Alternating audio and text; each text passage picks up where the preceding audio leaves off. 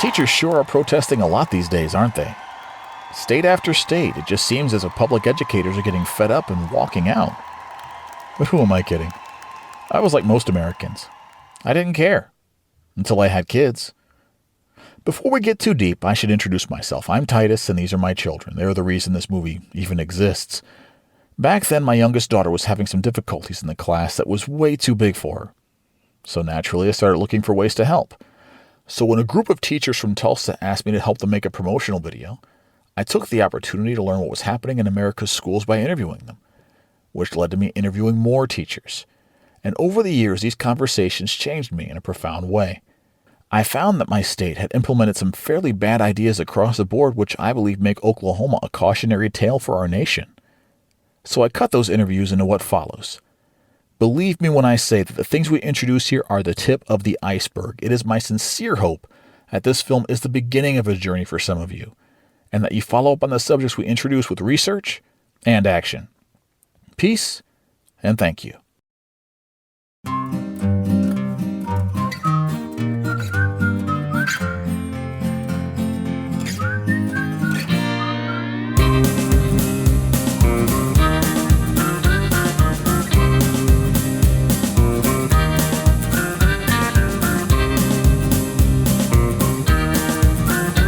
What's up, America?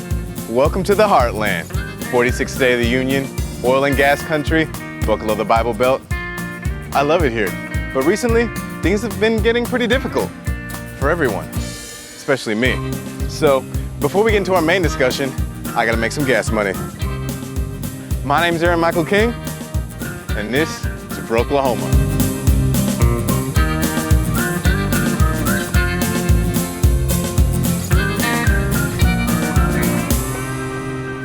Okay, so let's talk about the Second Amendment.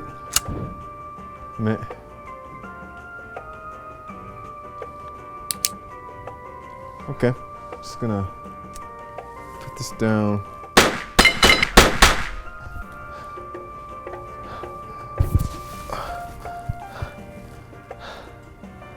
Oklahoma has a pretty strong gun culture, which is reflected in our laws. We love our Second Amendment. Oh.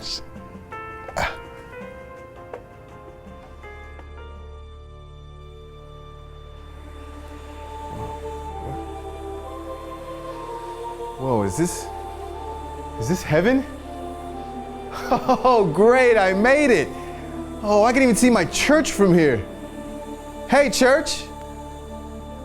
You know, speaking of churches, did you know there are approximately 1.2 bagillion churches in the state of Oklahoma?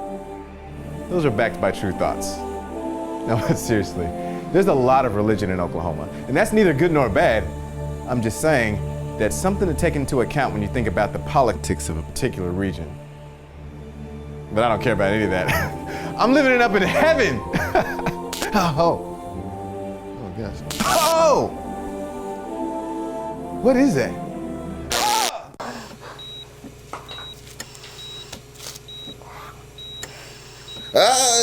You can forego whatever that needle is.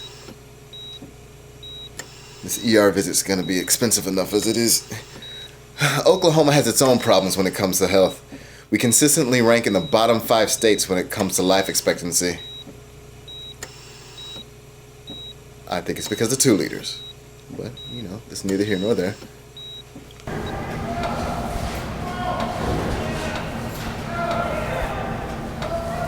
One area where Oklahoma is killing the competition is in our prison system. Thanks to the war on drugs, our prison system is operating at 109% capacity. And when it comes to imprisonment, Oklahoma ranks #1 in the country. And that comes with a population ranking of around 28. So we're the 28th largest state, #1 in imprisonment. But let's not forget about the ladies. Oklahoma imprisons more women on average more than any other state. Period. Twice the national average. And that sucks. Because I like women. I need them in my life. So I'm gonna get out of here. Can someone have a lawyer's degree? Shut up, new fish! No? GED maybe? I'm gonna stab you in the shower tomorrow! Huh? Hey, don't let the good accent fool you guys. I could kill somebody. Well, I think that's everything that's going on in Oklahoma. I don't think I forgot. Oh yeah, earthquakes. So thanks to wastewater injection, earthquakes are now commonplace in Oklahoma. The numbers are coming down a bit, but back in 2016, Oklahoma was more earthquake prone than even California. Well, I don't want to die, so I'm gonna get out of here.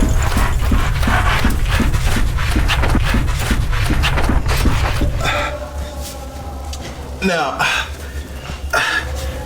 you won't believe this, but I found this pipeline that goes directly from a school to my prison block. It's crazy, right? Like, why is it even?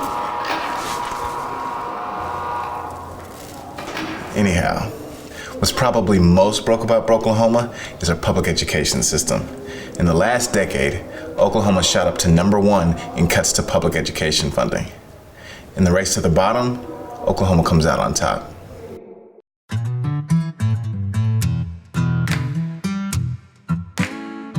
Education. It's one of the few topics that most people can agree are of the utmost importance to our society. When Oklahoma was established as a state, the founders put into its constitution that provisions shall be made for the establishment and maintenance of a system of public schools which shall be open to all the children of the state. Now here we are over a century later, and priorities haven't changed. Public education is a priority in Oklahoma. At least that's what the politicians say. Do we find it acceptable to have 4-day school weeks? Is it acceptable for Texas to steal our teachers and leave our classrooms short of teachers? At what point do we say enough is enough?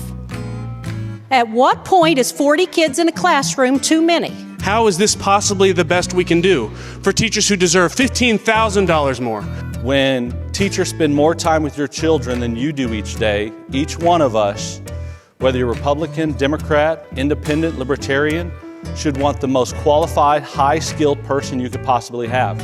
It has been 10 years since the legislature has increased teacher pay. It is past time to do the right thing for professional educators who shape the future of this great state. 10 years. You heard the man right. It took the state of Oklahoma 10 years to give its teachers a pay raise. In truth, things just feel broken. Turn on the news, look at social media, listen to a session at the state capitol, or better yet, talk to a teacher, and you'll come to one immutable conclusion. Education has not been a priority in America. And parents and teachers are pissed. You know, you have your good days, you have your bad days, but overall, the level of frustration, I think, is growing. Overall, the level of burnout and just sort of a general defiant hostility seems to be increasing. And we don't want that. We want to show up and take care of our kids. We want to show up and take care of business, and we do. Vast majority of teachers show up and do the best job they can do every day, no matter what's going on politically. But the effect it has over time, gradually, is in social media conversations, both public and private, in one-on-one conversations more and more. Teachers are asking themselves, is this really even worth the headache? Is this really even worth the struggle? What I'm doing? This idea that we're looking for a pat on the back. I don't need a Chili's gift card. I'm not looking for another teacher appreciation week, and I sure don't need the governor to mention how wonderful teachers are in yet another speech. That's not useful. Nobody needs that. But I think what would do wonders for teacher morale is if just occasionally decisions were made that seem to be based on the assumption that we have some vague idea of what we're doing. I graduated from college in 2007 from University of North Texas, and I got my first job teaching for Louisville Independent School District, and I made $46,000. Coming to Oklahoma, starting my 5th year, 5 years of experience, making just at about $32,000. So it's pretty terrible.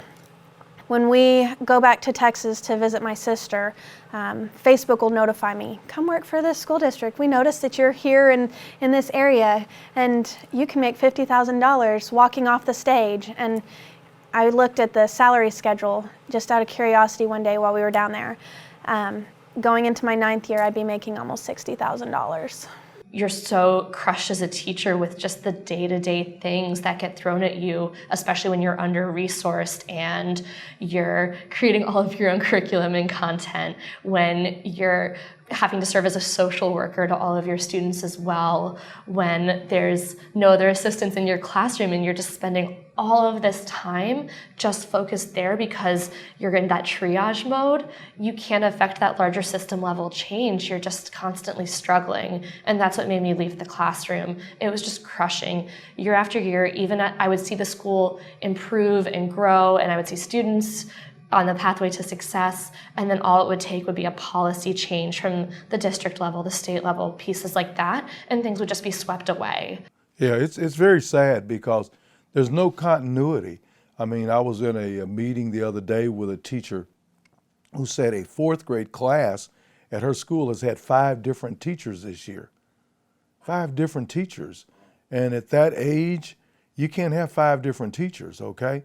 And so as a result, not only that, we've got some 2,000 alternatively certified teachers who don't have teaching experience, who think they can go into the classroom and actually teach. I like to use the 5 stages of grief as how I'm feeling. I'm still in anger, which I think is my default setting. I mean, we don't feel wanted. We're not compensated for our education and for the amount of time we put into this job. I mean, we have kids that are undereducated because we have teachers that are leaving the state at such a high rate that we don't have teachers who have been here long enough and gotten their feet on the ground and figured it out to teach these kids. So we're constantly playing catch up because we're not funding education. I feel like the legislators are attacking us, saying that it's our fault that kids aren't learning, or that teachers aren't staying, or that schools had to go to a 4-day school week, when we don't have the money to do what we need to do. So I just feel defeated, and I think that's why I'm giving up and leaving. I mean, why would I stay whenever you're failing me and I can't do my job? Teachers have been leaving in droves, and there's nobody new to come into the profession. Younger teachers are not entering the profession, and the people who come out of our education schools all too often go to the neighboring states where they can be paid a lot more.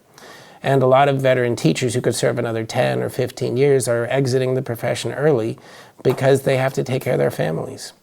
Lots of young people get into education, very dedicated and interested because they want to help the kids, and money's not a concern for them at first.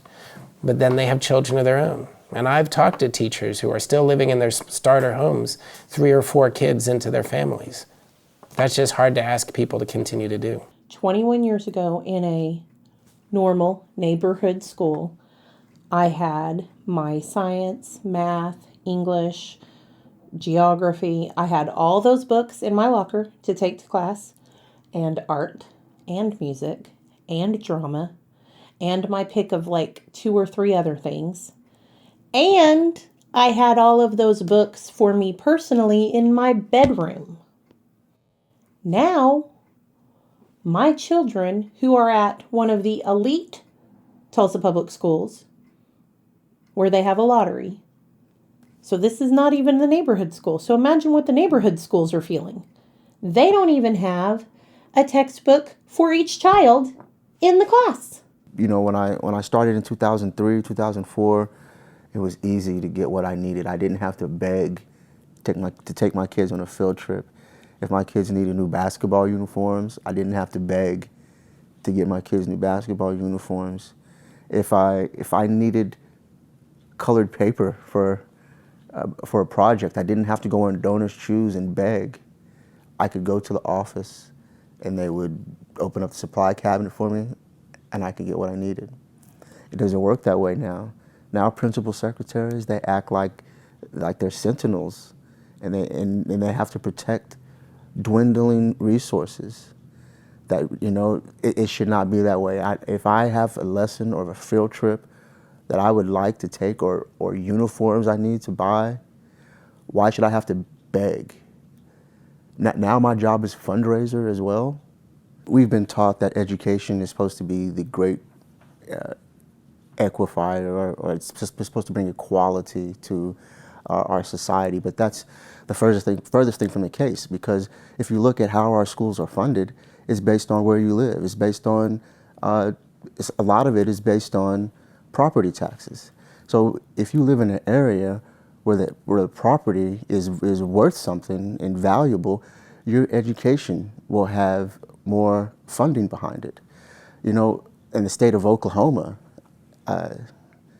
they really need to step their game up. Brokelahoma the board game. First, get your career card. I'm a security guard. I got an oil tycoon. I'm a state senator. I'm a teacher. Then advance around the board and collect your pay. Man, there sure is a lot of money coming to me. You've got to roll over a 7, otherwise you have to teach in a really poor school district. Hope you like crappy textbooks. Living life by the Oklahoma standard has never been so much fun. Lawmakers get lobbied in my favor. I get even more money. Payday. These are for student loans. School supplies. The good times just keep on rolling with Brokelahoma the board game.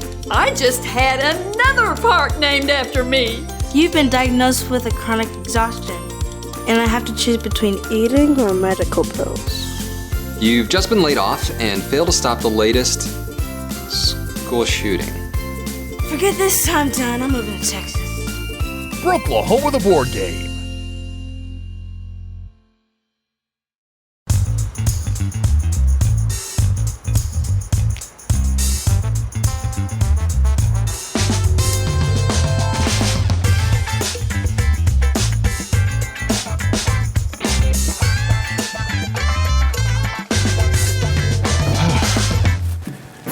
All right, before we get too far along, it's important that we know exactly how public schools in Oklahoma are funded. We use a lot of different funds to pay for Oklahoma schools. Our property taxes go directly into 2, possibly 3 of these funds. Percentages go directly to the general fund, the building fund, and a bond fund, if your district voted for one or more.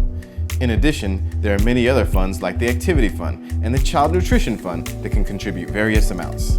Funds that are used can vary from district to district, and some place restrictions on how money gets used while others don't. The general fund, which is the largest, is composed of local revenue, county revenue, state dedicated revenues, state revenue, also known as state aid, and some federal funds. Now, there's a balancing act going on here. The more local and county revenue that you have in your general fund, the less state revenue and state aid you'll receive. This is calculated using what's called a weighted average daily membership of each school district. It's weighted differently depending on the students in each district. For example, economically disadvantaged kids and those in special ed are given more weight than the average student. Grade levels are also weighted differently. Once we've calculated the weighted average daily membership, state revenue is distributed based on those numbers. This formula ensures that the more affluent schools don't get as much state aid for their general fund, while the less affluent get more. This only applies to the general fund. The building fund in each district does not go through any balancing. Okay, so I know what you're thinking. Why am I boring you with all this information? Well, if you're still with me, I said all of that to get to this. If you've ever looked at a school and wondered why they can pay for new textbooks, pay for their air conditioning, and still have money to pay for a new staff, and then you look at another school across town and they can't even afford to fix a hole in the ceiling. The building fund is the reason why. It's set up in such a way that if you live in an affluent neighborhood, you can pay for things like general upkeep and maintenance. But if you live in the poor side of town, you're going to have less money inside that fund to pay for the exact same issues. You're going to have to dip inside your general fund. Also, bonding capacity is limited by property values. So a kid living in the poor side of town has even fewer options. All this is bad enough, but when you add unexpected cuts to the mix, it makes things much worse.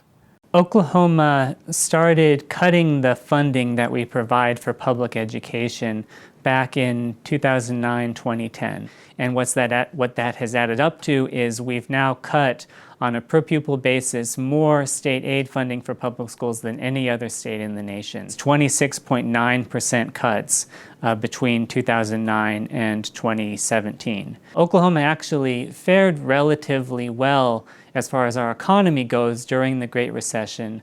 And in those years coming right after it, we had an oil and gas boom and actually had one of the strongest economies in the nation. But at the same time, Oklahoma made large tax cuts to our gross production tax on oil and gas drilling. So during those years when we had the energy boom, we weren't investing that money back into schools or saving it for the future when the bust inevitably came, as it does. We were cutting taxes. We also cut the income tax significantly. So there's clearly a policy decision or a number of policy decisions that have contributed to Oklahoma making these cuts. The impact to education is the fact that all the things that we know to be important about it, we're losing. We know that having a highly qualified teacher in the front of the classroom is important. We're losing that. We're not just losing teachers, we're losing teachers of the year in Oklahoma are going to Texas to go teach. I don't think the kids are any less worth it or any less bright than the kids in Texas or Arkansas or anywhere else. But that's the message that we send to them. I'm a parent of a fourth grader, and he was born in 2008. And all the statistics tell us that since 2008, we've cut more than any other state in the country. So that means that every year that my kid's been alive, we have valued his education less and less. In the midst of historic budget cuts, Oklahoma moved along like nothing was happening, all while expecting our educators to make progress with dwindling resources. In other words, do more with less. It has become the standard practice to expect teachers to do more with less, to expect support professionals and administrators to do more with less, which means you're expecting our children to do more with less, which makes about 0 sense to me. Do you want your mechanic to do more with less? Do you want your surgeon to do more with less? How's that going to work out? The state did not hesitate to continue raising standards while in the middle of budget cuts. One such example is the introduction of the Reading Sufficiency Act. So a few years ago, Oklahoma decided that it's really important to get kids reading by the 3rd grade. And we made a new law that says that if you don't pass a reading test in the 3rd grade, you're going to be retained and you're going to have to repeat that grade rather than going on.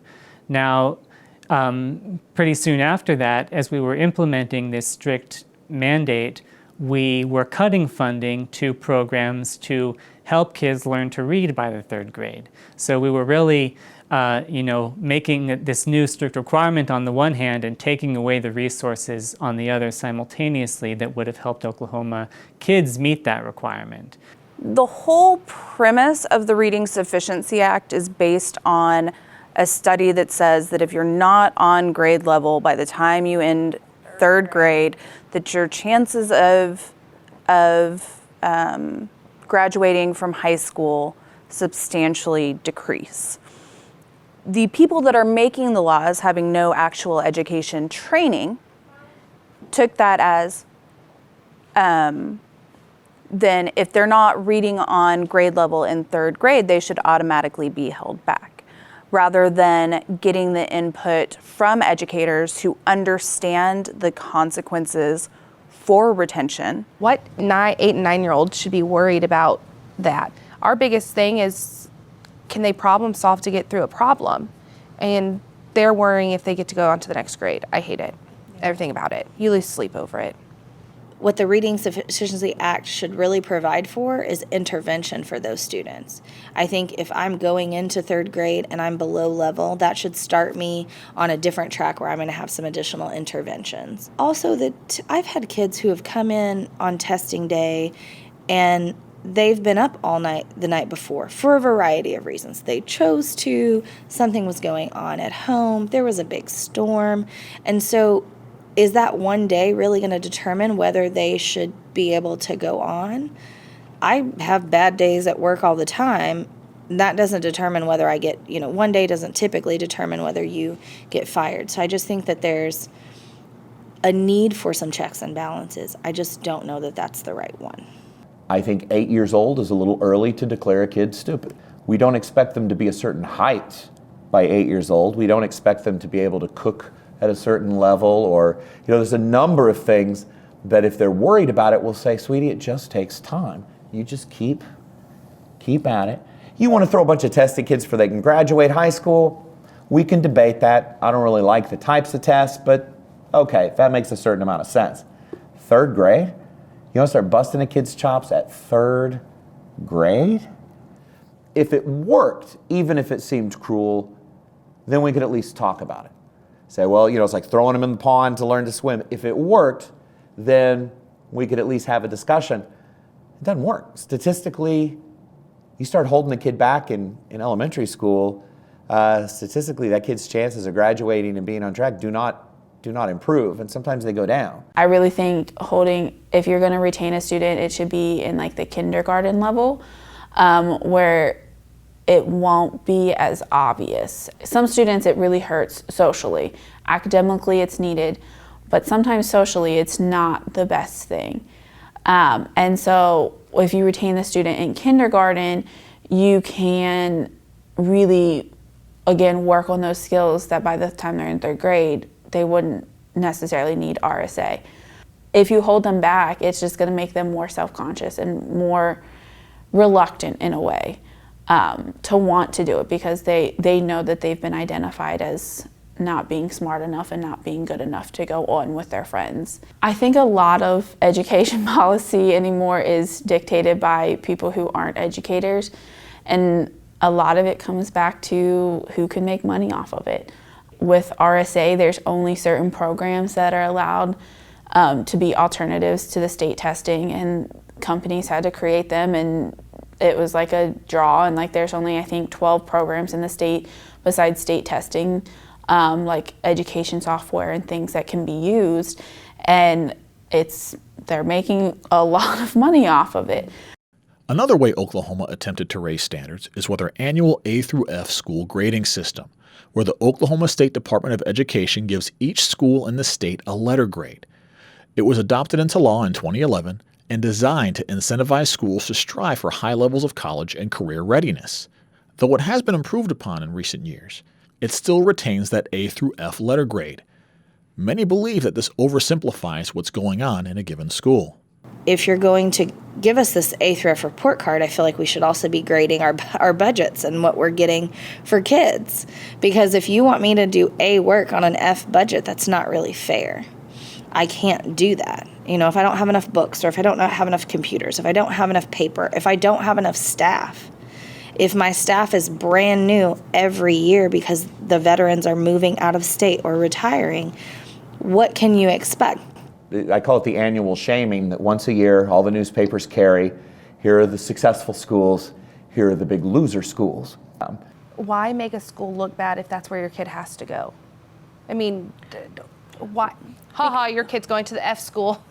I mean, it's terrible. Because then they can open charter schools in those areas, and then your kid doesn't have to go there to the F school anymore. They can go to the charter school that's not regulated and not graded.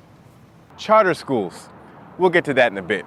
But there are many more examples of our educators being required to do more and being given less. There's we need to add to professional development more lessons on how teachers can spot grooming behaviors, which is a stop pedophiles provision.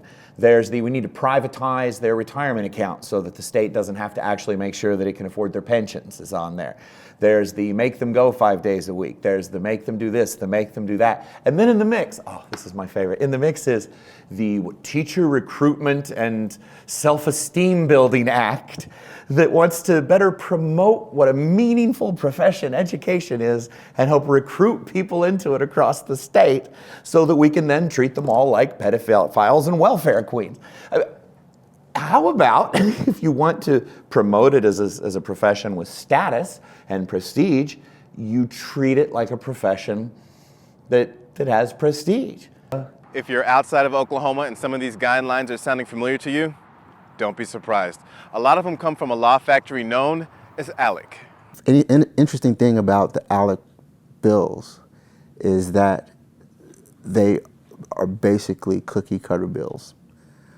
And industry can have this bill, crafted, and then you can just insert your state. Here, Mr. Legislator, who doesn't need to have anything but a high school diploma, we know you can't write bills, so we're going to do it for you. And it's just cut and paste. I represent Oklahoma on the NEA board, and I sit down, we are divided into regions. And so we're in the region with Kansas and Nebraska and New Mexico and Texas, and we just sit and laugh because it's like, oh yeah, we're getting that this year. And it's funded by the Koch brothers. Actually, Oklahoma is one of the highest, one of the states that has the highest amount of money spent by ALEC. And ALEC is behind charter school legislation. ALEC is behind virtual school legislation. In fact, from 2010 to 2018, Oklahoma ranked 3rd in the nation in our use of model legislation. ALEC is a mixed bag. Some people don't mind their legislators using a cheat sheet from another state to do the job that they were elected to do. Others see an agenda. There's a lot of money in public schools, and people want to tap into that. So the kids aren't getting it, and the teachers aren't getting it. The support staff definitely aren't getting it, but that's why people want to get into the whole charter thing, because there's money to be made from running schools, not from working in schools, but from running schools. We're not going to spend a lot of time talking about charter schools. They have their place, and we could make several documentaries about them, but their popularity is growing. And to quote Senator Ron Sharp from Shawnee, Oklahoma, there has been public outcry in recent years to improve public education, and that includes virtual charter schools, where millions of taxpayer dollars are being spent with little to no accountability of expenditures, attendance, or student performance. With the small amount of accountability they have nationwide, it's not surprising that every few months there's a new news item telling us about another charter school where the founders are accused of financial malfeasance. Like Patty said, the money is good in running a charter school. And when you look at the instances where charter schools are taking public money, the agenda becomes clear. There's billions of dollars in public education, so opponents undermine it to get a piece. Be it through vouchers, ESAs, charters, or other means, they've been slowly defunding public education so that when the outcomes begin to falter, they can claim that the public system doesn't work to justify privatizing it, basically sabotaging the family car to justify buying a new one. It's this very philosophy that led Oklahoma to cut away at public education while simultaneously raising standards. And the consequences have been tremendous. Good example, a number of schools in Oklahoma, after repeated budget cuts, because our state legislature refuses to quit cutting taxes on the wealthy, in an effort to save money, went to 4-day school weeks. Nobody wanted to do it. It was a desperation measure, trying to figure out a way to keep the doors open and keep educating kids. And when the governor saw this, instead of saying, wow, we've really cut them to the bone and they're having to go to 4-day weeks, she instead criticized them and said, I can't believe you guys are making this look bad. You're making it look like we're a state that doesn't value public education. And that's the kind of thing you just want to, it's like, put a little more makeup on that bruise, honey. We got company coming over. Don't you want to look pretty? Well, how about you stop beating me? There's an angle we could pursue. Oklahoma, green country, land of sprawling megachurches, home of the world's best parks, barbecue, and casinos, where we named the best steak ever, the ribeye, our state steak, where our schools, healthcare, and quality of life are all top of the heap in the United States of America, where all our citizens look past our differences when it's time to do the right thing. Oklahoma, your oak. Wait. What was that? Look, okay, so we're trying to promote the state, maybe bring in some new businesses because, the whole 4-day school week thing has got them all spooked. That's besides the point. Top of the heap in healthcare, we can't tell them blatant lies. Why don't you, find some facts, focus on that instead of, fluff. Okay? All right, cool. 3, 2, 1. Oklahoma, where 34% of the population is college educated, And the ones that do graduate college here are leaving the state at the highest rate in the last 20 years, and the average income is under $27,000. Oklahoma, where any non-criminal over 21 can carry a gun without a permit or training, regardless of mental health or IQ. But damn, do we have good ribeyes. Oh, whoa. Would you find some better stuff? Enough with the ribeyes. No one cares about ribeyes. What are we top 10 in? I got you. Okay, perfect. Let's try again. 3, 2, 1. Oklahoma. We're top 10 in teenage pregnancy, divorce, incarceration, uninsured rate, non-interstate roads in poor condition, bridges in poor condition, quality of life, suicide rate, and obesity. But don't worry, we're only number 11 in drunk driving fatalities. Oh, come on. Cut. Wait, are you sure it's the 4-day school weeks keeping businesses from coming here? You got to give me something. Okay. 3, 2, 1. Oklahoma. We're less racist than Mississippi. Come visit. Also ribeyes. People have heard about the schools going to 4-day school weeks. There's now almost 1 in 5 of all school districts in the state are on 4-day school weeks. We're seeing schools with dilapidated textbooks, and year after year, the legislature has suspended the mandate that they update textbook materials because they recognize that they simply are not funding them enough to do it. Almost a quarter of our schools can't afford to stay open more than 4 days a week. So that's literally, we can't afford day 5. I think that says enough. We've been watching this happen and roll out for a decade, more than that. This isn't an accident, it's not a crisis, it's by design that we are ensuring our students do not have an equitable education, are unprepared for the workforce, and honestly, we're forcing people to stay in a circumstance where they have low socioeconomic status, where they don't have access to equitable education or resources. And my last year teaching, I had switched classrooms with another teacher, and I stepped into a classroom in which every chair and desk were broken, the ceiling had a hole leaking water over my computer, there was graffiti all over the classroom, every single textbook was almost completely destroyed. The classroom's heat and AC almost never worked, the windows were unable to be opened. And I kept thinking, what kind of message does this space send to children when basically literally the air they breathe in that classroom tells them that the system doesn't care about them, that no one could be bothered to fund them having fresh air or air conditioning. Okay, well, it's the canary in the coal mine for us is the teacher flight. 855 emergency certified certifications were given out 2 weeks ago. That compared to 660 over a 12-month period the year before, and this was our 6-month mark. So at that rate, we're going to see almost a tripling of the certifications given out. So why is that happening? It's happening because we're not attracting new teachers into the profession and because veteran teachers are leaving. Wait a second. What is an emergency certification? Okay, so here's what we need to understand about certifications. We go through an elaborate process to make sure that qualified teachers are in every classroom. That means they have to take particular classes in college, they need special education, they need to work with teachers as apprentices and study the classroom and methodology and child psychology before they go into the classroom and have a class of their own. If in the absence of qualified teachers, though, we're prepared to go to an emergency certification route. And that basically means that the district or the state can determine whatever standards they want to put teachers in the classroom. Thank you, Mr. Waldron. With that in mind, let's look at some numbers. For the 2011 to 2012 school year, the state of Oklahoma issued 32 emergency certifications. Fast forward 6 years to the 2017-2018 school year, and the state of Oklahoma issued just under 2,000. Now, a lot of the people who are going into the classroom with emergency certifications now are good and really care about their jobs. And sometimes we're lucky.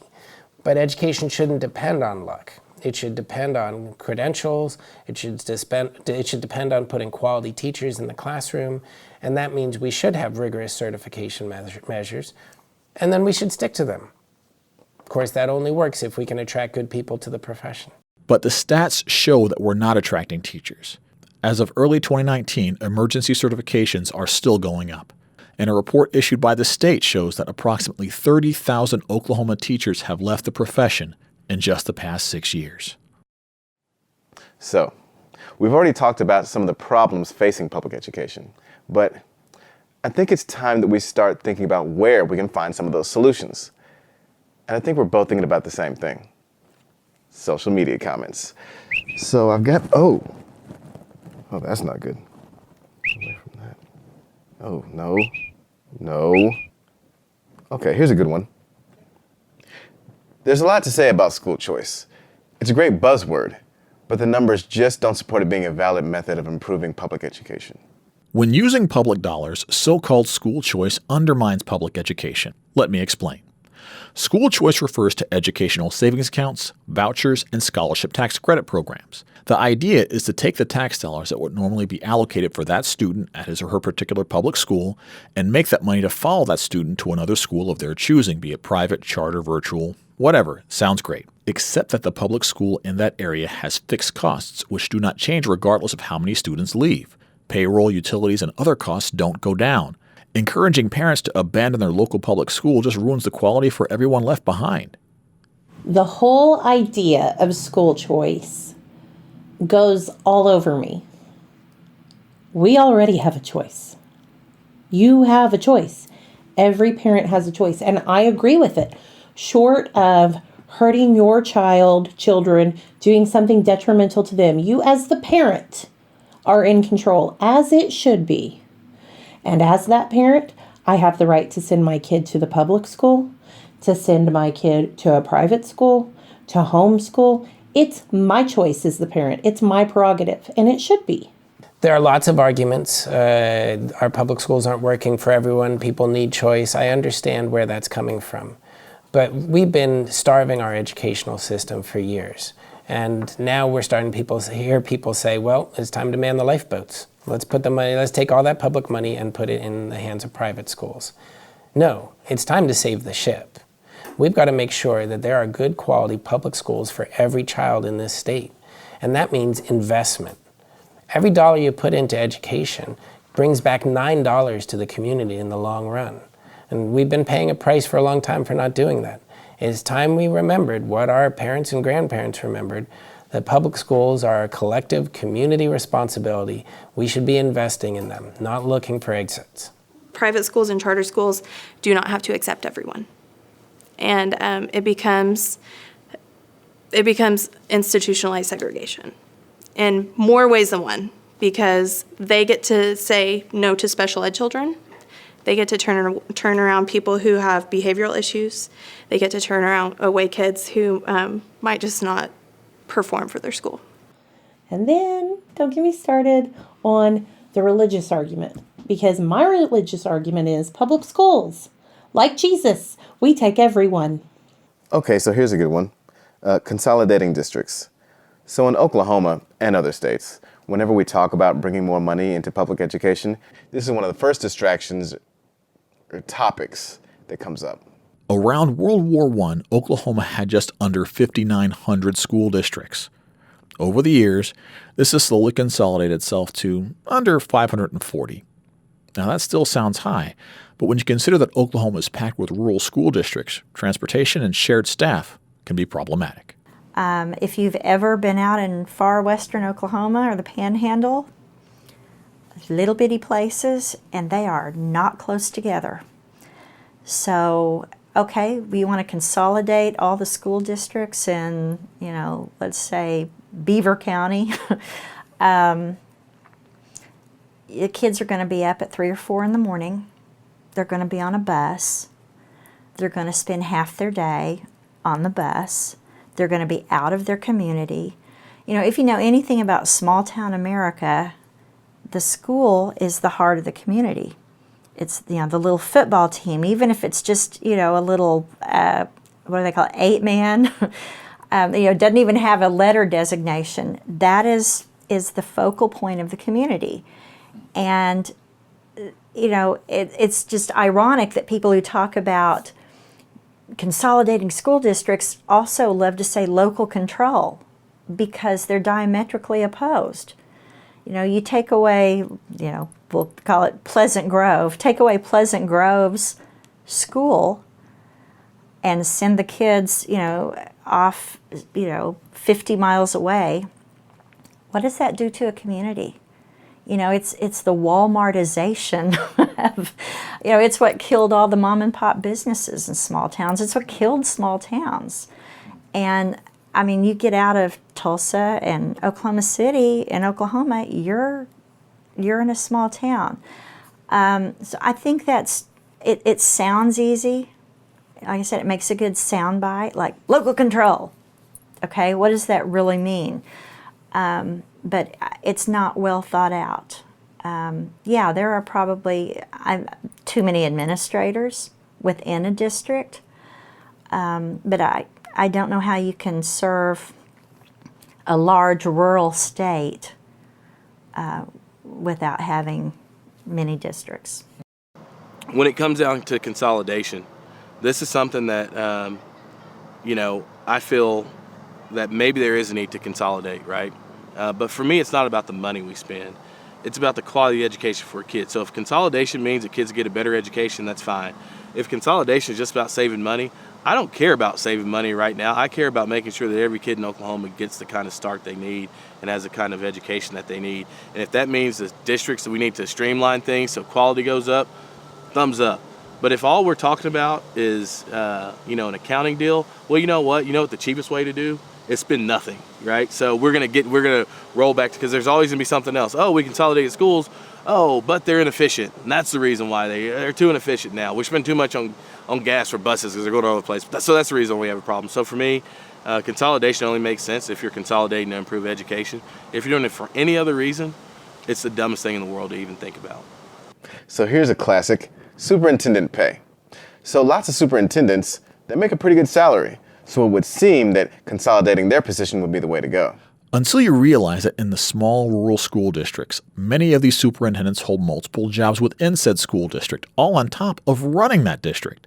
Good luck getting someone to do this job and more without a heavy paycheck. Here we go again. You can't fund education. What's the problem? Oh, the superintendents are the problem. Oh, we got too many school districts, right?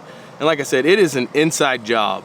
There's not a superintendent in this state that is responsible for the budget problems we have. We don't have a budget problem if superintendents make too much money. Now, school boards make that decision, not the legislature. So if you got a problem with how much your superintendent makes, I think you should go to the school board and talk about that superintendent's contract. But as far as our responsibility as a state, do you think it matters to Gavin Nichols, my son, who's in 4th grade, how much the superintendent makes? Do you think it matters that much to his education overall? Probably not. What matters is can we keep teachers in the classroom to continue to educate him to hopefully be, and all the other kids in his classroom, to hopefully be the kind of leaders that we would hope would not only be educated in Oklahoma, but hopefully stay in Oklahoma. So say they do become, folks who are incredibly bright young people, why stay? You got a state that doesn't care about public education, a state doesn't care about healthcare, a state doesn't care about this, that, and the other. Why stay? So look, we're not saying that we should never look at districts or superintendents or anything like that. With any organization, there's always going to be some redundancies. But consolidation and making cuts just isn't the silver bullet that it's made out to be. So it seems we haven't solved the education crisis just yet. Let's keep digging. I think what's happened is in years past, we're going back decades, there was a place where you had Republican and Democratic leadership that decided that they wanted to cut our personal income taxes. That, by and large, plays a part into why we have $1 billion deficit.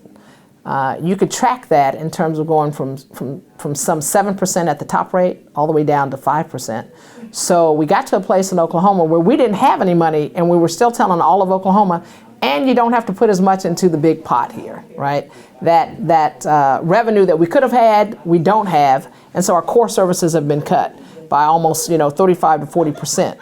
There's an ideology of the party, the majority of the Republican Party, that firmly believes that cutting taxes is the most important thing that we can do as a state. There's folks who believe, and I think it's quite counterintuitive to anybody who has ever been in a math class, that they believe that for every dollar you cut, you get $3 back, right? Which which has been something that's been something they've tried. It's been an experiment. They've tried in Oklahoma, they've tried it in Kansas, they've tried in other states. In every state where they've tried to do that, state budgets have failed. And the greatest loser when state budgets fail is education. Education on all levels. So if you look at Common Ed all the way through higher ed, education's a big portion of the state budget. So if we have budget failures, that means education is going to be the biggest loser, frankly.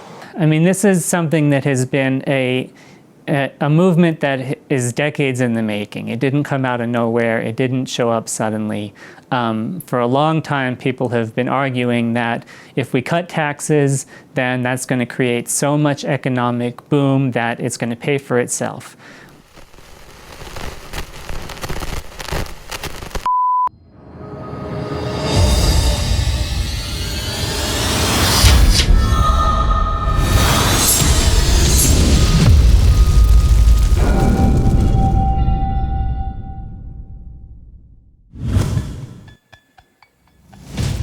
I just don't know much longer I can do this. The global terrorists, New World Order, the demons have infiltrated every part of my state. We have a correspondent, Aaron Michael King, out in America's heartland, Oklahoma, USA, Muskogee. He's investigating what is the greatest threat to our nation. Okay, so if you're one of those Okies who doesn't understand the logic behind all the cuts to the public education system, you're not alone. But we had an investigative team who scoured the state trying to find just the philosophy of why this is happening. All our efforts led us to this place right here. Welcome to the Cult of Cuts. You know, I can see you guys. You might as well come on over here. We can talk. Yeah, come on. It's all right. Huh. Hello, welcome. Welcome to the Cult of Cuts. Hey, may I ask, how did you get in here? Well, the gate, it wasn't locked. Oh, that's right. We cut the budget for the gate locks. I'm sorry, my name's Aaron. Oh, hey, Aaron. Oh, God. Sorry. Did you lose your hand in the No. All that's required to become a member of the Cult of Cuts is that you eliminate any and all the inefficient extremities. We ask all lawmakers to cut government to the bone, so we should only ask the same for ourselves. When I first joined the Cult of Cuts, I was a rather rotund fella, so I went on a diet. And as I began to lose weight, it occurred to me, why should I stop there? I've got all these precious life blood going down to these extremities that I don't need. Right now, I'm operating on one lung, one kidney, half a stomach, a quarter of a liver, and my pancreas is the size of a small chinchilla. Wow. What about these guys? Well, these guys are new, so far they've only cut off their toes. But their bodies are already feeling better for it, more healthy and more efficient, like your public school systems will be once we privatize them. Hail Alec! Okay. Well, I'm sure, cutting off your limbs is very taxing. Blasphemy! How dare you utter the T word in our presence? Forgive us, John Birch! I'm sorry, I didn't mean any disrespect. I'm sorry. How are you holding that? What do you mean? How did you get it out? I just do. No, no, I'm sorry. That defies all logic. That doesn't make any sense. Neither does trickle-down economics, but we push it anyway. I'm tired of your insolence. Guard, seize him! We went through a stage of politics where this idea of taxation became derogatory, and that if you were ever to tax someone, that it was a bad thing. And the more that the kind of political class latched onto that and felt like it was a winning strategy to get more of their party, one way or the other, elected, the more that kind of became king, this idea of no taxes. And once we started down that road of continuing to whittle away the tax base, all in this idea that taxes were bad and we're for the people, and because we're for the people, we're not going to tax you.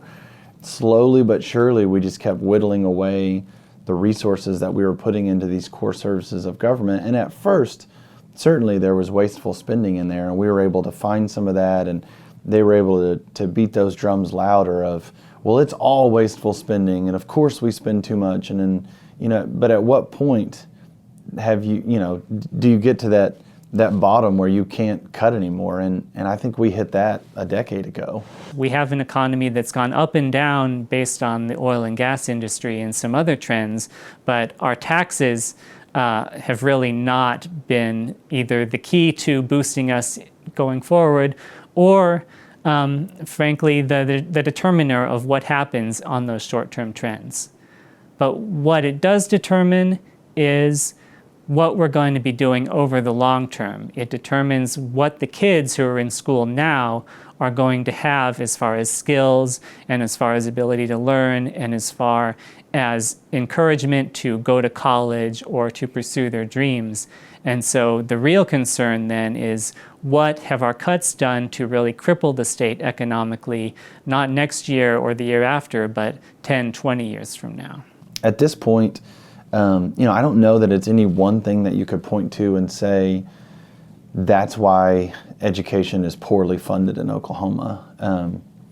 But I would say that the politics of no taxation or anti-taxation has played a big part into the loss of real revenue that would go to investing in education or investing in criminal justice or investing in infrastructure or healthcare for our citizens. When we kind of realized that things had gotten so bad and we weren't funding education the way that most Oklahomans and even most in the legislature say we need to be doing, we finally started to recognize that we need to turn around and change that. But it's extremely hard for us to do that in this state because we have a state question that put in our Constitution a requirement that any tax increase in Oklahoma needs a 3/4 supermajority in the state legislature. Another way to look at that is that a 1/4 superminority can block anything that the majority wants to do. And so it just takes a small number of anti-tax legislators to prevent us from either rolling back some of those income tax cuts or rolling back some gross production tax cuts or instituting any new tax to fund schools, even when you have a majority of the people and a majority of legislators sometimes who say we need to do a better job. He's talking about State Question 640. Now, before we talk about the effects of it and how it got passed in the first place, let's do a little experiment to show 640 in action.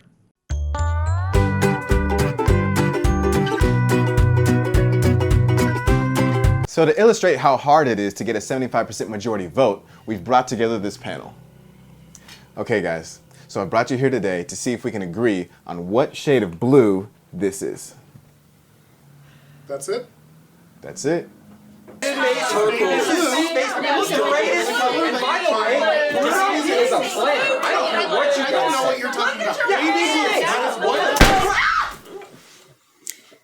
Few people can agree that that paper is periwinkle blue. I'm going to paint it red.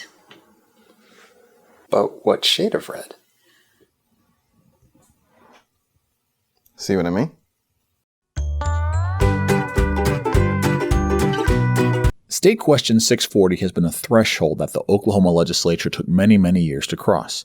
In order to understand that and its impact, it's time for a little history lesson. April 1990. Educators in Oklahoma reach a breaking point. The salaries were low, our class sizes were overcrowded, and those were measures that had been grossly overlooked by the Oklahoma legislature. So as a result of that, I wound up becoming a member of the OEA, the Oklahoma Education Association. I automatically got very involved in my local, the Union Classroom Teachers Association. So when the walkout was called in 1990, I was ready and rearing to go to try to make up for some of the shortcomings that the Oklahoma legislature had shortchanged education in Oklahoma. We walked around the Capitol for those 4 days. We lobbied our legislators. It was a long, arduous process. I'll never forget it, walking around that Capitol And we probably had 25,000 teachers that were there during the course of those 4 days, every day. And in less than a week, the legislature passed House Bill 1017. We want you in Oklahoma to have this chance. We're going to give you that opportunity with 1017, and it's only the first step. That greatly enhanced things in public schools. We now had a minimum salary schedule with gradual increases after each year. We saw that our class sizes were reduced, and if our class sizes were over a certain amount, we're allowed to have an aide in the classroom, which was very beneficial, particularly to those teachers teaching in the elementary schools. So that in itself brought about a big change. House Bill 1017 contained a tax increase, and there was an almost immediate backlash. After a failed attempt to repeal it, opponents focused on preventing another tax increase by requiring a 75% majority in both chambers. And in March of 1992, with low voter turnout, State Question 640, with the support of just 56% of voters, was passed. And it was effective. It would take the state over 25 years to get the support needed to pass a tax measure. They got better, at least for a short period of time. And then all of a sudden we recognized that no more raises were coming except at the district level. No more raises were coming at the state level. Class sizes got larger. Exemptions started to take place that allowed our class sizes to increase. Textbooks became older. It just all of a sudden you started seeing a drop off in the quality of education that our students were being given in the state of Oklahoma. In the meantime, we would use state questions to attempt to fill the holes that our legislature couldn't.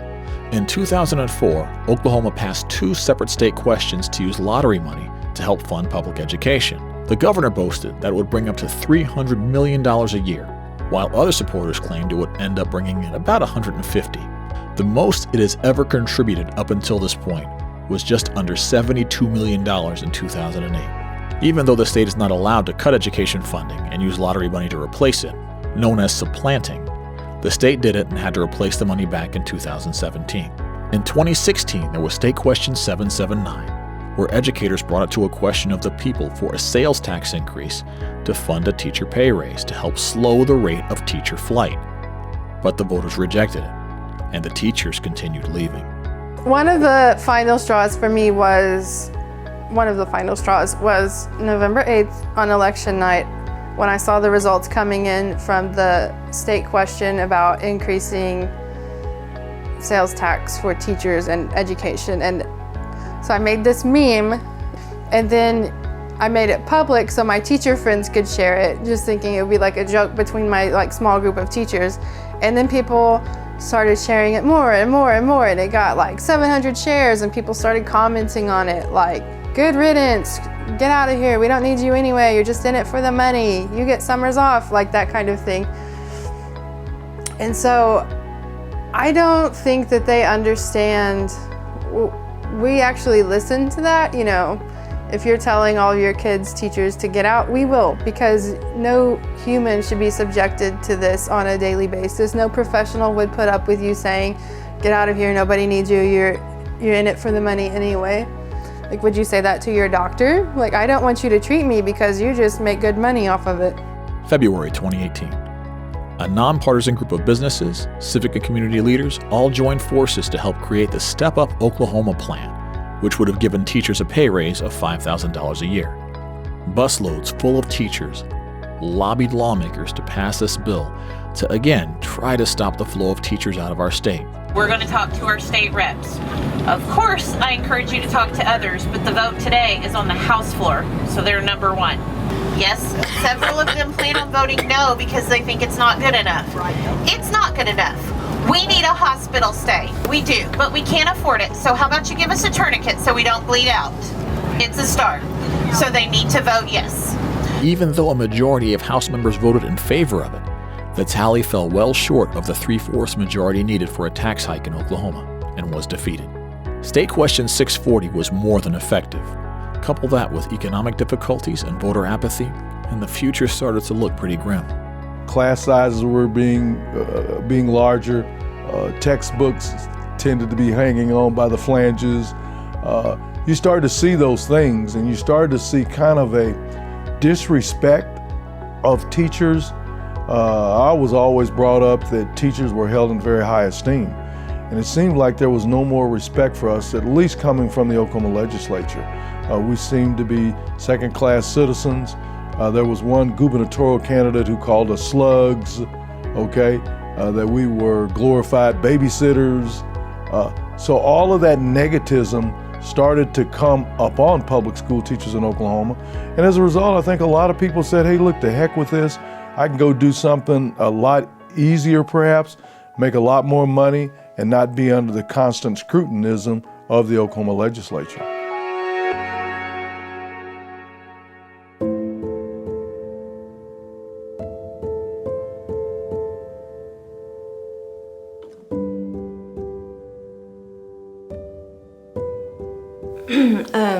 A lot of times the parents are worse than the kids. We had one come into the cafeteria during lunchtime and slap a staff member. She slapped a staff member in front of all the students. I had this one dad cuss me and other faculty out on campus so much that we had to ban him from campus. No joke. We had to do parent-teacher conferences on neutral ground. And you know, the kids can be rough too. We had this one kid, an 8-year-old. One day he just goes ballistic and flipped 8 desks. And it took multiple staff members to subdue this kid, who I think only got 3 days suspension. When he came back, his dad passed out invitations to his birthday party like nothing happened. I work at one of the highest risk schools in our district. In my school, it used to be when kids get into a fight or something similar, they were sent to AE, Academic Engagement, which is a smaller class with 3 to 5 kids for a few days where they would get their schoolwork and such. This did help us with some of the more at-risk kids. Then, due to budget cuts, we had to choose between having that program or an assistant principal. The powers that be chose an assistant principal, and consequently, suspensions in our building doubled that year. I work extra jobs in addition to being a full-time teacher. This way I'm not living paycheck to paycheck. It helps when some of life's little hiccups happen, like when you have to get some tires fixed, when an unknown student punctures them, all when you're chaperoning a dance. Eventually I got reimbursed. You see, when you're a teacher, it pays to cultivate informants. For a while, all my classes had over 40 students, 40 high school juniors. Eventually, they dropped down to an average of about 35. With these kinds of numbers, you don't get to learn names, much less anything else, while I have to teach all these students A Tale of Two Cities with only 12 copies of the book. I've had death threats, I've been assaulted on multiple occasions, but here's the worst part of it all. The district makes it harder for me to discipline my kids. If I write a detention slip, I have to put it on a Google Doc. Then I call the parent, then I fill out a form saying that I called the parent, all for a damn tardy. And now, they're encouraging me to only write referrals for major stuff. My cell phone was stolen. The student who stole it admitted it, and she received 0 punishment for it. This is all because the district wants to be able to claim that referrals and suspensions are down just to make it look better, when in fact, we're just not reporting things to juke the stats. We tried our best to make this segment lighthearted or at least give you guys a couple of chuckles, but the truth is we can't. Teachers deal with more on a daily basis than a lot of us do in a month. They get pressure from all sides, from parents to students to administration to politicians, social media comments, and all while getting a substandard wage. And there's just no punchline to that. I don't think anyone was surprised when they just got fed up and walked out.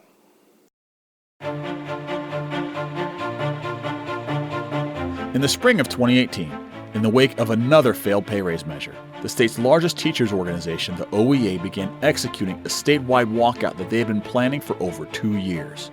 Then social media got involved with thousands of frustrated parents and educators, and soon the word was out that history would be repeating itself. And the teachers would march on the Capitol again. Lawmakers, I put you on blast today. You have failed our students. And not only that, most importantly, you have failed our state's future.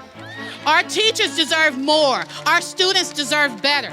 When our teachers are stressed out and worried in the classroom about their personal finances, who do you think feels the brunt of that? Our students. We must turn around Oklahoma's chronic underinvestment in public education. Our average teacher salary ranks lowest in the nation, and our educators struggle every day to make ends meet. Enough is enough. Meanwhile, in the Oklahoma State Capitol, during their second special session, Oklahoma legislators debated the merits of a tax increase to fund a teacher pay raise. Again. And if we do pass it, we're ignoring the people in the state of Oklahoma who have told us they don't want it. The last time this type of package was passed in 2017, 23 people did not return to the Capitol. And I'm not saying this because I'm having an argument about elections. I don't think any of us right now are trying to make our vote tonight based on if we think we're coming back here or not. We're trying to do the right thing. And if you vote yes on this, I believe that you're trying to do the right thing. But I don't think that voting yes is the right thing. When 23 people did not come back to the Capitol, it was a clear sign that the state of Oklahoma did not agree with the stance that they took. The usual arguments were heard. This bill will cost thousands of jobs. Every oil rig in this state is about 200 jobs. This will reduce the rig count, and these are very good paying jobs, and it is going to reduce jobs in Oklahoma. It is a job killer bill. This guy tried to direct all the frustration at prison guard pay. There's $1.06 raise for our correctional officers. Whoopee, they're going to go up to $13.70. These guys put their life on the line to guard our prisons. And this is what we're going to give them? But we want to stick it to the taxpayers instead of making people live with their means. Oh, and by the way, there's a nationwide teacher shortage. It's not just an Oklahoma problem. Go Google it. You can bring the article up from CNN. It's all over the United States, and money is not the number one issue. Maybe if we spanked our kids at home a little bit better with a paddle and made them mind and be good kids, the teachers wouldn't have it so hard in the classroom. But we just want to throw more money at the problem. When I submit to you, it's not the problem. I'm all for it as long as we don't have to raise taxes. A tax increase has not been passed off the floor of this House in 28 years. Not since Steve Lewis sat in that chair with Republican Governor Henry Bellman on the second floor, and they worked out a bipartisan compromise to fund education, has this state and its citizens mustered enough courage and willpower out of its elected representation to stand up and support a tax increase.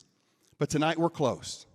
And in the 11th hour, in a historic surprise late-night vote, the week before the walkout was scheduled to happen, the first teacher pay raise in over a decade was voted in, and teachers were given a $6,000 raise. You can hear them congratulate themselves right here.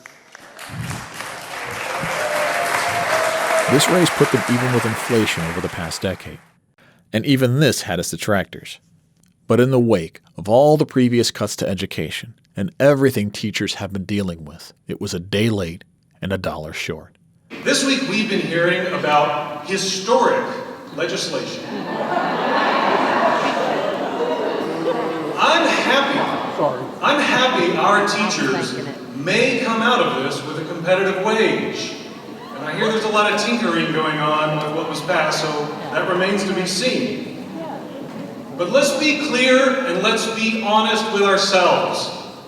Funding education is not and should not be historic.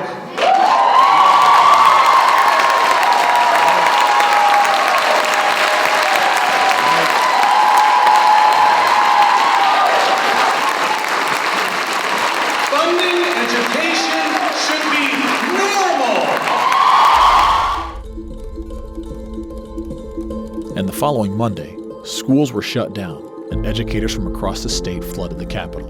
Come on, I feel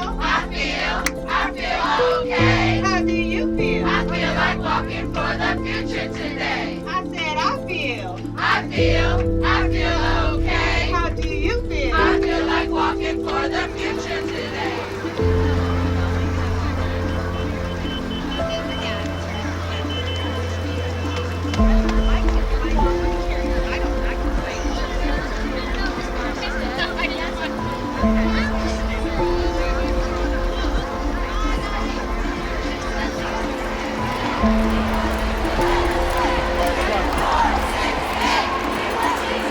Teachers are a very resilient group, and they're very accommodating, and they try really hard to get along with people and to be nice. And I think it shows you the magnitude of how bad things are that they're finally at this point. And might I just say, these are the teachers that are left. The Tulsa Classroom Teachers Association even organized a 110-mile march to the state capitol down Route 66 for 7 days. During my first year of teaching, we lost our art teacher. We lost our dear librarian assistant. During my second year of teaching, we had to combine our pre-K programs. We had to relocate our autism programs. And now in my third year, where there were once 3 classes in second grade, there are now 2. Where there used to be 18 students in my class, there are now 26. And I know that this is the best case scenario because in other classes there are more. And if you can walk the 100 miles, what can our legislators do here in Oklahoma for our students? Every day for 7 days, I saw the heart of this state on display. When we would top a hill and a family would be waiting at the bottom of the hill with granola bars and water and bananas and shaking our hands and encouraging us. When old guys, you'd see a pickup truck coming down, just barreling down the road towards us. You're like, okay, this is, be careful here. This might be someone who's angry with us. And it would be some old farmer, and he would stop and roll the window down and tell us, don't you quit. Don't stop. They've got to help you. They've got to do what's right. I had really started to get very discouraged over my career at just seeing the lack of support that we had from the legislature. And it really started to feel like it wasn't just the governing body that didn't support us, but Oklahoma in general. And so being in all of these communities and watching people just roll out and do anything within their power to help us, it was such a heartening experience just seeing that support, and it renewed my faith in Oklahoma and what we can be. We've got thousands of teachers who've come to this building demanding answers. They saw what happened last Monday, in which there was a pay raise that was passed that within less than 72 hours was discovered to be $150 million, $147 million to be precise, upside down. And they came to this building demanding answers. They wanted to know what the solution was to not only backfill that $150 million worth of cuts, but also to address the nearly $200 million worth of budget cuts that have happened to the formula over the last decade. What they're being told is take what you got last Monday and go home. But they know, and you and I know, that that's not enough. The March for Education reached its halfway point through earthquakes, rain, and even snow. I personally was walking on the worst set of blisters I'd had in over 2 decades. I'm a military veteran. I've messed my feet up before. I did it again. Every day, I ended the day, and I was thinking, all right, this is it. I'm done. I'm going to call my wife. I'm going to have her bring my car down. I'm going to drive support while my feet heal. And I would get a message from a former student. I would get a message from a coworker. Someone would post something on Facebook, on Twitter, and I'd get up the next morning and I'd pull my boots back on and I'd start walking again. Educators continued to flood the Capitol to make their voices heard. One of the kind of worst kept secrets in the building here is that no matter what you do to education, it won't matter, because educators and parents are never organized enough to actually do something about it. You can cut pay, you can cut benefits, you can make regulation more difficult in schools, and at the end of the day, teachers will make a big fuss about it on Facebook and they'll talk about it at local coffee shops, but when it comes down to voting, they'll still go vote what their party is, and it won't actually change things. My very first year up here, there were 30,000 people at a rally out on the front steps, and you would have thought if nothing else woke up legislators that would wake it up. And a week later, the legislature voted on things that the rally had asked for them not to do, and a week later they did it anyway, and they were like, nah. Coming into the Capitol on that final day was both an emotional high and an emotional low. The high because we had so much support behind us, that the people of the state, that the other teachers, that the parents, the students, just everyone was so much behind what we were trying to do and what we had been through, and they understood why we were there. At an emotional low, because by that point I personally had realized that we were not having any impact on the legislative body, that this great show of strength that we had given them was not enough to move them. And so to know that, there had been a dream, a hope, that when we walked in, that at the end of our large symbolic gesture, that the state legislature would match us, that they would do something. And instead, they continued exactly as they had been for the previous 2 weeks, and they did nothing. On the final day of the March for Education, legislators that came down in support were pretty much split down party lines.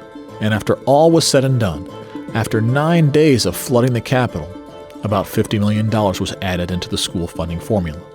Beyond that, nothing of any consequence towards public education was passed, and the walkout ended. One interesting detail about the walkout: it ended just in time for teachers to register to run for office. A new kind of representation is coming to the Capitol. We're not the lawyers, we're not the oil tycoons, and we're not the lobbyists. We're the teachers. Educators have witnessed and shared in the many burdens our legislature has heaped upon the working people of our state, and we're not going to take it anymore. We're the Teacher Caucus, and it's time to bring our leadership to the state of Oklahoma. While a few weeks earlier it was reported that 3/4 of the Oklahoma House was running unopposed, by the time it came to file, over 100 teachers had registered to run in the state. The message was clear. The March for Education never ended. These teachers were still walking. It was a point of resolve. If they won't do anything after what we have demonstrated to them, after the support the state has shown us, then we have to step up and do more. And so there were actually not just myself, but one of the other marchers filed for office in the next 2 days. Several other teachers, several other people who'd been involved in the walkout filed. We stepped up and showed them. Some of us made it through the primary. Several of us are still standing. Several of us are going to win in November, and we will do what they didn't have the courage to do. The first problem in Oklahoma is a problem of democracy. We haven't had enough candidates to challenge the politicians and to put pressure on them to change their course. A few years ago, I think 3 out of every 4 elections was settled in the primary or by a candidate simply filing, and very few races actually went to the general election. In 2016, we had a lot of candidates step up from all walks of life and challenge the status quo, and that helped regenerate the democratic process in Oklahoma. In the legislature this year, they didn't vote for new revenues, but they talked about it for the first time. And everybody who came out and said, well, we support education, but is now beginning to realize that there's no but here. We have to support education. And that's why I filed for office again. I'll be on the ballot in 2018. I'm not giving up, and I know a lot of people who aren't either. And we're just gonna roll up our sleeves and we're gonna fix this thing together as Okies do. My heart's here at Booker T. And yet, ironically, if I win office, I have to leave Booker T. But you know, Frodo had to leave the Shire to save the Shire. Teachers ran, and parents and teachers supported them. And when the primaries were finished, a lot of the teachers were gone. But many of the incumbents who voted against the teacher pay raise bill were defeated by their own party. Remember this gal who warned legislators they might lose their job if they voted in a teacher pay raise? She lost her job. And this guy, the spank your kids to save our schools guy, also gone. Oklahoma Republicans started to purge the members of their party who wouldn't compromise for fear of looking anti-education. And when Election Day came, there was a buzz in the air. With a governor's seat up for grabs and many incumbents defeated, people wondered, is this the time for Oklahoma teachers to take over the legislature? It was a mixed bag. This is Brokelahoma after all. Most of the statewide teacher caucus was defeated. Over 1 in 3 Oklahomans voted straight party line, indicating that the state largely continued to put party over people. In the 2018 elections, most Oklahomans voted for the party that put us in this mess in the first place. Why? No, I'm seriously asking you, Titus, why? Yeah, I'm talking to you. You know what, actually, I was reading the script. I think it's a little bit too deep for me, so I think it's best if you take care of this part. All right, Titus? Okay, thanks. I'll see you in the finale. Okay, history lesson's over. All right, now a word of warning, because we're entering into anecdotal territory here. Everything that I'm going to say here is all based off of my experiences, but they need to be said, and it's my movie. I have never been comfortable with the marriage of religion and politics in America, much less Oklahoma. I mean, every church I've attended in the state for the past 30 years has recommended around Election Day that I vote Republican. There was one church even that I attended while we had a Democratic president, and you wouldn't have even known we had a president because we never spoke his name, never prayed for him, never said a single thing about this guy. But then the instant we got a Republican in office, suddenly we're hearing, oh, God's back in office. God is in control again, back in the presidency. In other words, biblically speaking, God can use thieves, murderers, rapists, even donkeys to speak his word and do his will, but he will not, under any circumstances, ever use an elected Democrat. Are you pro-life? You know it. Anti-tax? You know it. And are you gonna protect my guns? You know it. Then you can count on my vote. Blinders. It all comes down to blinders. We all have them, some by choice and some by plain old ignorance, but we all do. And in America, we've got huge sets of blinders on when it comes to partisan politics. For example, in my local district, if you're Republican and you get past the primary, you're going to get elected. After that point, it's not about who has the best ideas, it's about who's the most conservative. Now, I understand we've got our hot button issues here. You've got guns and you've got abortion. But when you put those blinders on and focus solely on those issues, there's going to be collateral damage. And in the case of public education, it's been hurt and ignored darn near the most. I met all manner of people with all sorts of different opinions and ideas over the course of my campaign. The biggest issues that I had really had to deal with political parties. People tend to stop their thinking with the letter next to somebody's name. And it happened on both sides of the aisle. I had people on the Republican side tell me to my face, I agree with you, I like you, I hope you win, but I will not vote for a Democrat. And that's not to say the Democrats were innocent. I had several Democrats open the door, ask me my party, and I would get nothing else but that, and they'd say, cool, put a sign on my yard, shut the door. And that's not okay either. It's equally repugnant, because it means that these people have limited themselves to one of two boxes. And I don't think it's unusual to think that over 300 million Americans don't fit into two boxes. An uninformed vote is as bad as no vote at all. I don't care if you vote Democrat or Republican, but you should vote for the future. Our children have to live in the society and world that we leave behind for them. Let's leave them a good one. And for far too long, Americans have been too tribal and short-sighted in their voting habits. That's how we got into this quagmire in the first place. And the only way we're going to get out of it is by taking those blinders off and changing our voting habits. Vote for people. Vote for ideas. Forget the party. Now back to the subject at hand.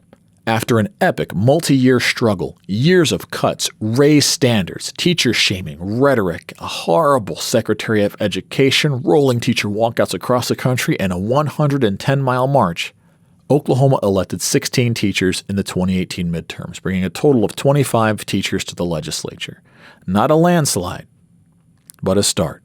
Couple that with a slew of new legislators in the Capitol and a governor who promised to make Oklahoma break the top 10 in education, and even though we're not close to being that yet, change is a definite possibility. Educators like Melissa Provenzano, who were inspired to run by the walkout, have made a real difference. Remember this guy, John Waldron? It may have taken a couple of elections, but Frodo has an office just around the corner from Mount Doom. In his first year, among other things, this legislator tried to take on that dreaded A through F letter grade in the report card system we talked about earlier, and he vows to take it on again. The mood going forward in the Capitol has definitely been different. While still neglected, public education has been one of the topics discussed in the Capitol this year. Voucher bills made their way into the Capitol once again, and lawmakers tried to push schools into 5-day weeks, of course without first addressing the financial issues that led them there in the first place. The governor signed new transparency requirements for virtual charter schools into law, a small teacher pay raise was passed, and $74 million was put into the school funding formula for school districts to use as they see fit. All told, because of advocacy efforts, public education in Oklahoma made greater strides than any other state that had a walkout. But it's important to remember that even with such a boost, this state is still way behind, and the road to catching up is still a long one. So what have we learned from the cautionary tale of my state? We spend a lot of time talking about the problems with America's education system. But what are the solutions? In truth, I'm going to sound like a broken record here because the things I'm going to say, teachers have been shouting from the mountaintops for many, many, many years. Things like a fully funded education system, a living wage for teachers, smaller class sizes, shared accountability with parents, and more support staff, and the list goes on. You want to cut costs and eliminate waste in the school system? Stop consulting the bean counters in our capital or your local think tank and ask the boots on the ground. Ask the educators. Ask the people who actually work in the school buildings. But before we get there, we're going to have a fundamental shift in how we view and treat teaching as a profession, and it all starts with one word: respect. For as much as we want to thank the military, police, firemen, and other public servants for the tremendous things that they do, they largely exist to deal with the symptoms of society's problems, not the root. A good education is a vaccination for society. It cures so many problems before they ever happen. You want to lower crime, raise the median income, improve the general health of our state, lower prison populations, lower teenage pregnancy and abortion? Throw your support to the preventative maintenance rather than the symptoms. Support public education. You want less school shootings? Arm our teachers by lowering class sizes so they can get to know their students and find out who is at a breaking point. Educators impact the future of our country arguably more than anyone, and fixing this divided and broken nation starts in the classroom. The biggest thing that can be done is trusting that teachers know what they're doing. I think a big argument in education in general is that there's those teachers that are just using the union to stay in their jobs and they're terrible. And of course there's someone that's terrible at every job. But there's also 99% of the people that know what they're doing and love their job and are educated and passionate about it. And when we don't give them the autonomy to do that, people leave and people suffer, and then kids are suffering. This isn't just any job. We're building minds and creating the future. We need to take it more seriously and give teachers the chance to do that instead of expecting it to be cookie cutter. The only thing that really matters for education is funding. And this building has been unreasonable about finding new sources of funding. And so if that's the case, then what needs to happen is putting people in this building that will be reasonable and that will do the kind of investment that we need. And the average layperson has to communicate that to their neighbors, their family members, their PTAs. You have to stop looking at what party someone's from, and you have to start asking them the question, if we send you there, will you vote to increase revenue for us to invest in the things that we care about. And if they can't answer that question, then you shouldn't send them here. There's always, invariably, someone else to blame except for looking in the mirror. And I think that true leadership, and I've said this over and over again, the greatest test of it is, do you have the courage to look in the mirror in tough times and take action and not worry about, what may or may not happen because of that, right? But do what you know is right. We're in dire need of a long and uncomfortable conversation in which we examine our country and our own preconceptions and prejudices that feed into the policies that have so degraded public education. Then we can start to improve this experiment called America. I'm sorry that we don't all like the changes that are happening in the world. I'm sorry not everybody's comfortable with racial diversity. I'm sorry not everybody likes Muslims. I'm sorry not everybody likes gay kids. Not everybody understands what the whole transgender thing is about. The fact is, the world is changing. It's changing dramatically. And it doesn't mean that we have to embrace and accept everything, but if we can't agree that it's worth trying to educate 12-year-olds, if we can't agree that it's worth trying to reach out to kids that are 14 and 15 and 16 and help them figure out how to fit productively into society, even if they're not my religion or my color or my sexuality, then what are we doing? America is at a historic crossroad, and we have a choice to make. With teachers leaving the classroom for the picket line, or even worse, other jobs, it's time to ask ourselves, as a nation, what is important to us? Should we continue down this path, or should we really focus on the future? Now, there's a lot of blame that we can throw around, but when you really examine it, the main thing that's ruining our public education system is the same thing that's populating our prisons or messing with our healthcare system. And no, it's not Republicans or Democrats or white people or illegal immigrants. It's not politics in general. It's apathy.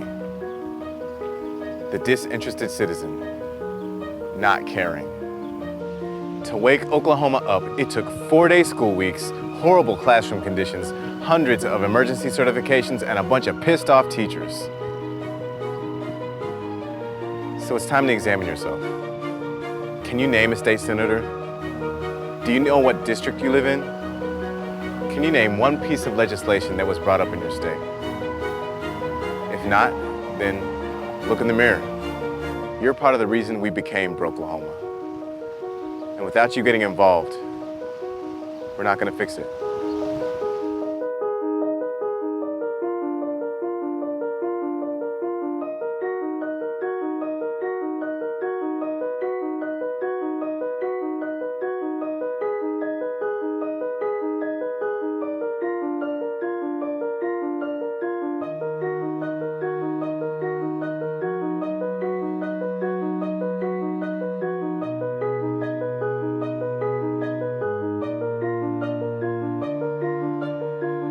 So if you want to make your state a better place, here's where you begin. First, get informed. Now, this can be tricky because there is a lot of misinformation out there, but there are some great resources. In my city, we have the Oklahoma Policy Institute, where they can take the very complex concepts and legislation and make it easy to understand. Or groups like the Tulsa Parent Legislative Action Committee, who meet to discuss and debate education legislation and also to advocate for it. Also, go online and find a few bills for yourself. They're all available on your state government's website. The point is, if you want to find out what's going on bad enough, it can be done. Next, find your representation. Go online and find out what your districts are on your state and federal levels. Then identify who currently represents you. From here, you should check out their records, see how they voted. Then you can find out if they actually represent you or not. Next, talk to them. The best way to discourage corruption and bad voting practices is letting your representation know that you will hold them accountable. Or better yet, make an appointment and visit them at the state capitol. Your state representation is easier to access than you think, and the good ones want to hear from their constituents. If they don't, that also should tell you how to vote next election. And remember, they are human, so treat them with respect. Thanks for watching. Get involved, and maybe you can help prevent your state from becoming the next Brokelahoma.